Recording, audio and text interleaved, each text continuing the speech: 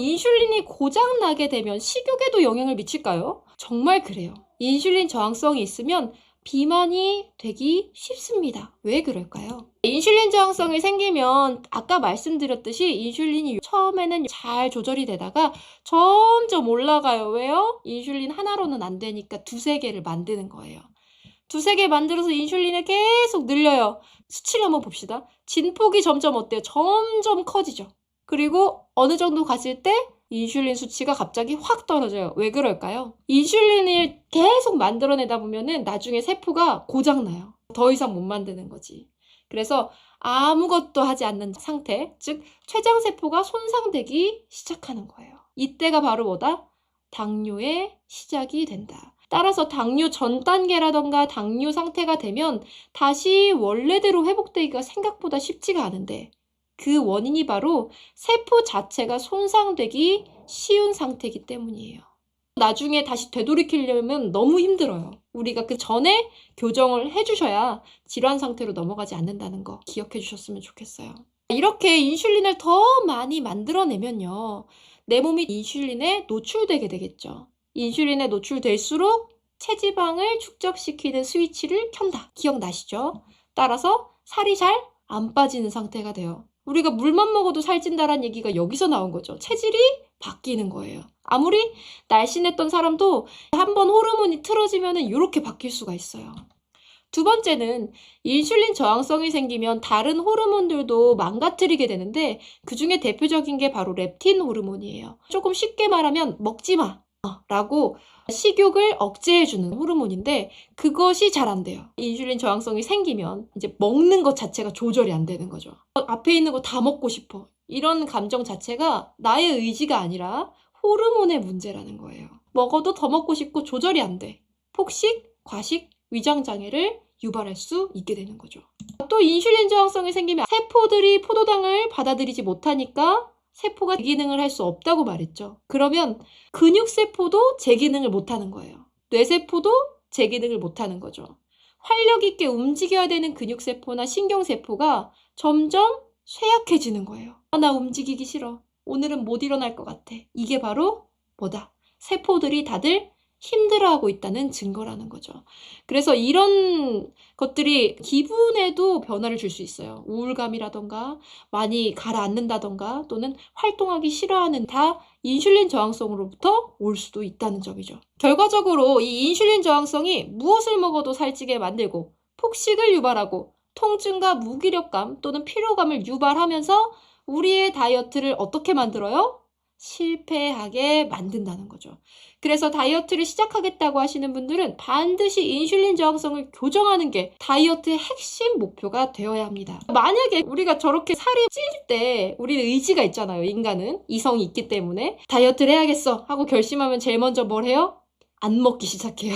저칼로리식의 다이어트를 시작하기도 하죠. 예를 들어서 이렇게 먹어요. 그럼 어떻게 될까요? 기초 대사량이 뚝뚝 떨어지기 시작합니다. 갑자기 음식물이 안 들어오니까 몸에서는 이거 위기 상황이구나 하고 기초 대사량을 확 낮춰버려요. 자, 그러면 어떻게 되냐? 살찌는 몸이 완성이 되는 거죠. 첫 번째, 인슐린 저항성이 있죠. 두 번째, 식욕은 폭발된 상태죠. 세 번째, 대사가 저하되죠. 그러면 결국 이게 오래 가지 못하고 나중에 갑자기 폭식하거나 다이어트를 실패하게 만드는 원인이 될 수가 있어요. 이 상태가 되면 뭐를 먹어도 이제 살이 찌는 거죠. 아무리 조금 먹어도. 그래서 한번 인슐린 저항성이 있는지 체크를 해보시면 좋을 것 같아요. 여기 하나, 둘, 셋, 넷, 다섯, 여섯, 일곱, 여덟 가지 항목이 있는데 이 중에서 몇 가지 정도가 해당되는지 한번 체크해서 올려주세요. 나머지 이어서 가보도록 하겠습니다.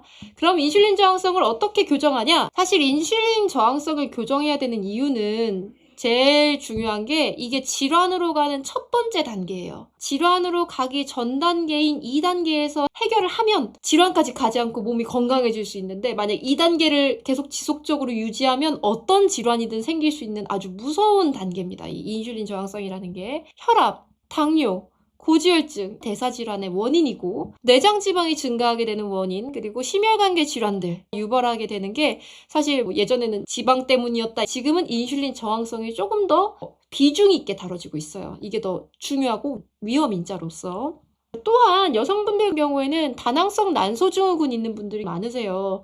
근데 그 분들이 대부분 요즘 어떤 한 영양제를 먹고 좋아진다 이런 광고들을 많이 하는데 사실 근본적으로 문제는 이 인슐린 저항성에서 찾을 수가 있어요.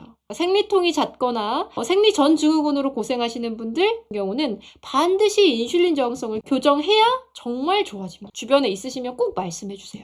그래서 인슐린 저항성을 교정하는 원칙은요, 간단해요. 인슐린을 쉬게 하고 내가 일하는 거죠. 대신 저는 3단계로 나눴어요. 제일 기본적인 단계, 첫 번째 단계예요. 정제 탄수화물 줄이기. 다 아시죠? 떡빵, 밀가루로 만든 음식들, 설탕 같은 류를 우리가 줄여가는 거죠. 식사에서 가끔 정제 탄수화물 줄이기라고 했더니 탄수화물을 줄이시는 분들이 있는데 탄수화물을 극단적으로 줄이는 건 사람마다 안 맞는 경우가 있기 때문에 가능하면 정제 탄수화물을 위주로 먼저 제외해 보는 거죠. 두 번째는 규칙적으로 운동을 하면 혈당이 떨어져요. 왜? 근육이 운동하면은 인슐린이 없어도 세포의 문을 열 수가 있습니다. 그래서 규칙적인 운동을 하시면 혈당이 인슐린을 안 써도 낮아질 수 있어요. 인슐린을 쉬게 하는 방법인 거죠. 운동 자체가. 강한 운동이 아니어도 하루에 한 번 정도의 30분 운동은 누구나 도움이 돼요. 혈당을 안정화시키는데. 세 번째는 잘 자는 게 중요한데 잠을 자는 동안 인슐린을 낮은 수치로 유지하게 해주는 게 포인트입니다. 인슐린이 낮은 수치로 유지되려면 어떻게 해야 돼요? 자기 전에 뭔가 먹으면 안 돼요. 그러면 밤에 인슐린이 다시 일을 해야 됩니다. 따라서 야식을 먹으면 안 되고 잘 잘 수 있는 환경을 마련해 줘야 되겠죠. 밤늦게 커피를 먹는다던가 또는 카페인이 예민한 분들은 카페인 없는 걸로 낮에도 주의해서 드셔야 된다는 거 기억하시면 좋을 것 같습니다. 이 3가지 기본이고요. 그 다음 단계는요. 간헐적 단식이 굉장히 도움이 많이 돼요. 두 번째는 근육을 만드는 운동 또는 심박수를 높이는 운동을 해보는 거죠. 근육량이 많아지면 혈당을 떨어뜨릴 수 있는 공장이 더 많아지는 거예요.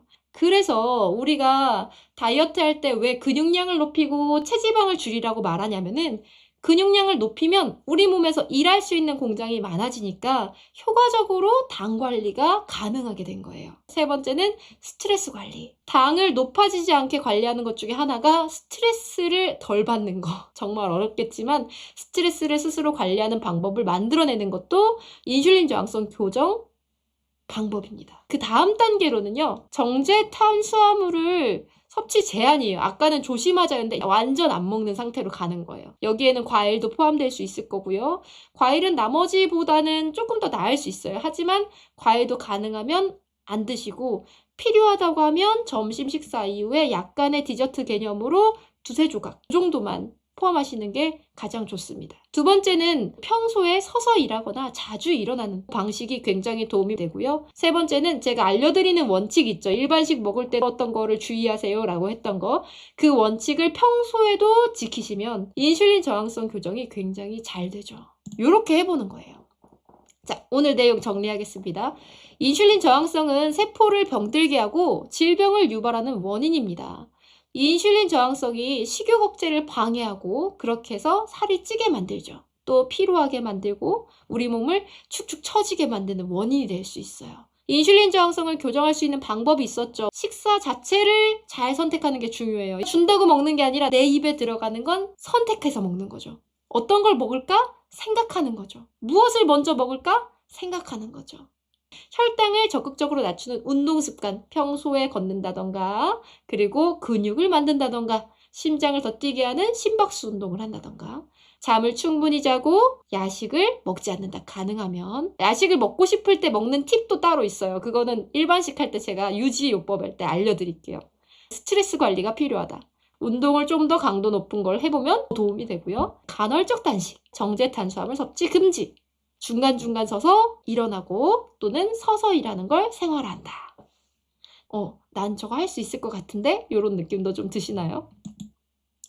다음 주는 체중에 대해서 말씀드릴 거예요. 지금까지 호르몬에 관련돼서 어떤 호르몬 때문에 우리가 살이 찌고 식단이랑 운동을 해도 살이 찌는 이유에 대해서 설명을 해드렸잖아요. 이번에는 체중에 대해서. 우리 체중이 어떻게 바뀌는지, 체중을 떨어뜨려 요요가 오거나 살이 찌는 분들이 많이 있거든요. 그 이유에 대해서 아시면 다시 올라가지 않게끔 우리가 예방할 수 있죠. 그게 바로 유지의 핵심이니까요. 또 다음 주에는 우리 체중에 대한 이해에 대해서 더 말씀드리도록 하겠습니다.